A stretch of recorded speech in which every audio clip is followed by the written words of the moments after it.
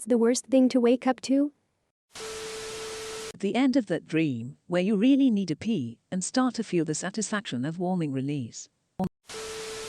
Your dog gagging and about to throw up in the middle of night. Then hearing him eating it 15 seconds later. Hearing a throwing up noise. Edit. I was probably in the 4th grade at the time, and I was staying the night at my friend's house sleepover. I remember being super excited as her mom went all out and got us junk food to pig out on and movies to rent. We ate a ton of peanut and Ms. went to bed and I woke up to the noise first and then the smell hit me. Peanuts, chocolate, Doritos, and the vomit smell. She had one of those day beds and I was on the pull-out bottom. I do not know how she missed me or how I didn't step in any of it on my way out the room to get her mom. There was a spot at the top of my head and the bottom of my feet and all over her bed. Her mom asked me, "Do you want to go home?" Yes. He'll call my mom. Took me a long time to eat peanut and Ms. Edits. Wow. Thanks for all the rewards. It's a first. Thank you. I was babysitting my niece one time when she was about 4. I packed her off to bed and went to watch a movie on the couch, where I promptly dozed off only to be woken a few hours later in complete darkness, having no idea where I was, and with a tiny clammy little demon hand grabbing at my ankle. I've never been awake faster in my life, only to be greeted by a very confused child who just wanted a story, and who no one had seen fit to tell me, could get over the baby gate like a goddamn ninja. We don't tell her mother about the time Aunt Hazel almost kicked her darling daughter through a window. A few years ago I was awoken at probably 5 a.m., sun was just starting to appear, by the most rancid stench I have ever experienced. It was so rank that it woke me out of a sound sleep. I am unwakeable. I will silence alarms in my sleep. I have slept through hurricanes. But this stench slapped me in the face so hard that I was up and ready to fight it at the first grasp of consciousness my body had. At first I thought it was some serious dog poop, but my bedroom door was still shut, and it would be super weird, since my dog doesn't have a history of pooping in the house. So I go on a manhunt for the source of this god-awful aroma, and I absolutely cannot figure it out. Nothing on the floor, under the bed, on the bed, in the closet, in any piece of furniture, etc. I open the window, partially to let in some fresh air, and partially to see if it's coming from outside. Then I walk by my python's enclosure one more time, and realize that it is the epicenter of this horrific nightmare fume. I couldn't see much through the barely sunlit room, so I flip the light switch on to see the side of her enclosure covered in a dried, crusty liquid, and some bits of unidentifiable chunks. Absolutely disgusted, I have no choice but to get closer and inspect this hazmat crime scene to find out what happened and see if she was still okay. She was fine, but coiled up at the opposite end of her enclosure with her head poking up at me. Pleading. Begging. Please. Please, human. Kill me. She had escaped the day before and had been fed the day before that. If you don't know much about caring for snakes, you have to let them rest and digest about 72 hours after eating, otherwise they can and most likely will vomit. Do you know what snake vomit looks like? It's just a whole animal with the head half partially dissolved in acid, depending on how long it was inside the snake. In this case, I looked over and saw rats from the hip bones down, organs spilled everywhere, and goo covering every inch of the enclosure on that side. She had decided to puke the rats directly onto her heat rock, where some of it had been deflected everywhere, and the rest had been actively baking while I'd been sleeping. The sight coupled with the scent made me lose it. I vomited all over the floor.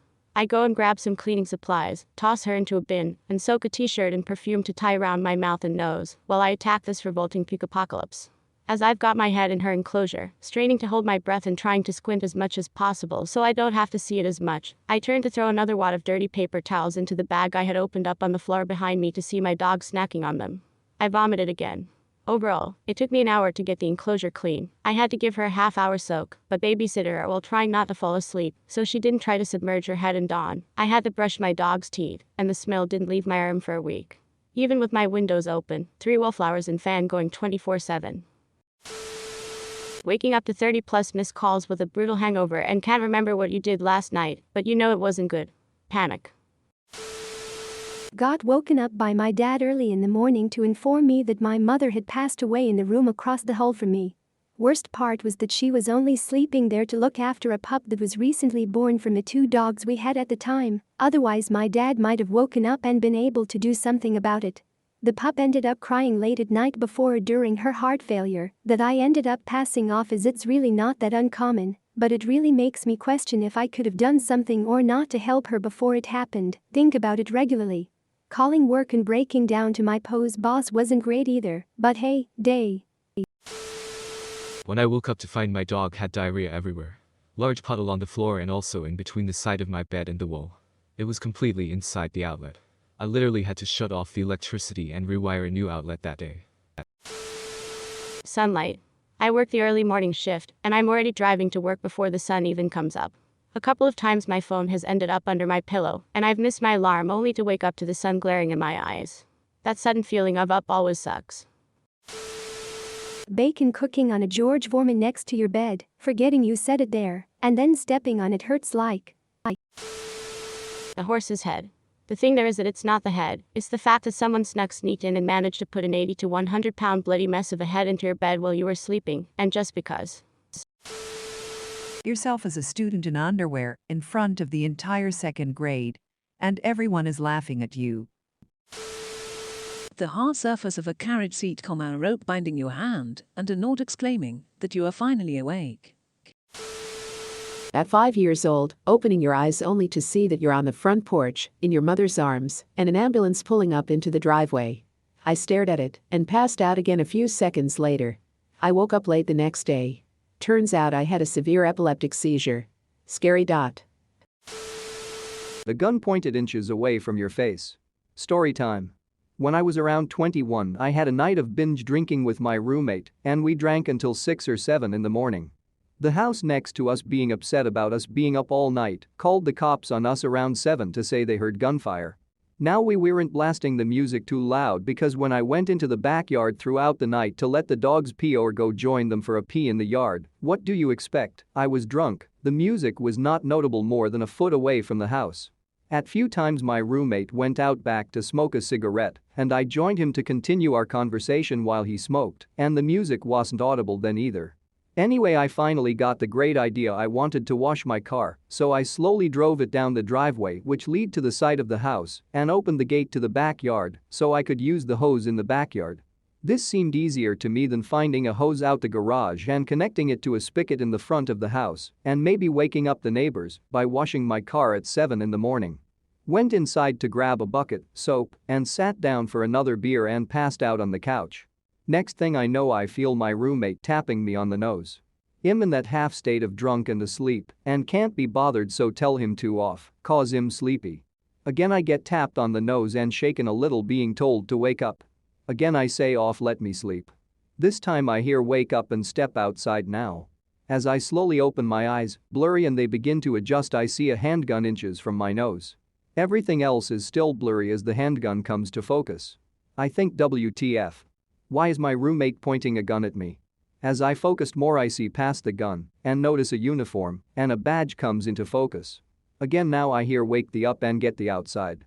It was this cop who was trying to wake me as my roommate was sitting in our backyard handcuffed and 8 policemen were in my house, all drawn guns. I slowly get up and say okay as they roughly take me to the back and handcuff me as well and sit me on the concrete in the backyard. They continue to clear the house. Dogs wandering the backyard staying near me. And all the cops around us outside kept asking where are the guns? My roommate did have a gun cabinet with a few shotguns and rifles, so he tells them in his room he had a cabinet. The cops then kept yelling about the handgun. Where is the handgun? We didn't have one. Now mind you, I'm drunk, half asleep, and still confused, so I'm asking how they get in the house, why are they here? I'm told to sit still and keep quiet. Once the house is cleared and they check us for guns, I asked them if I could put my dogs inside so they wouldn't run out the backyard because they had our side gate wide open. They were nice enough to let me tell the dogs go to the other side of the yard where I had kennels for them and then lock them in there. And started asking us about the handguns again. Saying a neighbor report hearing lots of gunfire, probably from a handgun coming from our house. I said no, we've been drinking but no handguns here. They kept up the questions asking why I had my car in the backyard. If I wasn't trying to hide something, why is the car in the backyard? I say I was going to wash it. Which they looked at me like, why not just wash it in the front like normal people? You're trying to hide something. Where are the keys to the car so we can search it? At this point I just wanted them out and knew I had no guns in the car, so I tell them. They check the car, the rest of the house again get tossed around, but no handguns. Just the guns in the cabinet which were unloaded. They break out some powder to put on the guns to see if any had been fired recently. They hadn't. So they give us a warning about firing weapons in a residential neighborhood, to which I say, are they sure it was us? May have been another house? They say no chance. Your next door neighbor here said he clearly heard it coming from this house. Okay, but we don't have handguns. Only rifles and shotguns which make completely different sounds, and none have been fired in a while. They finally leave and in the drunk state I have to clean up the house they turned and tossed around. Asked my roommate what happened. If he had shot of any of them while I was passed out. He said once I passed out he got on the kitchen phone to call for pizza delivery and kept getting pissed none were open yet when he noticed someone walking in our backyard. He opened the door to ask who the hell was in our backyard and was greeted by the SWAT team that promptly slammed him on the ground and began to run through the house. And that's when I was woken up by one of them with his gun pointed inches away from my face. TLDR, neighbor called the cops on us firing guns, so SWAT team came out and woke me up with his handgun a few inches from my nose.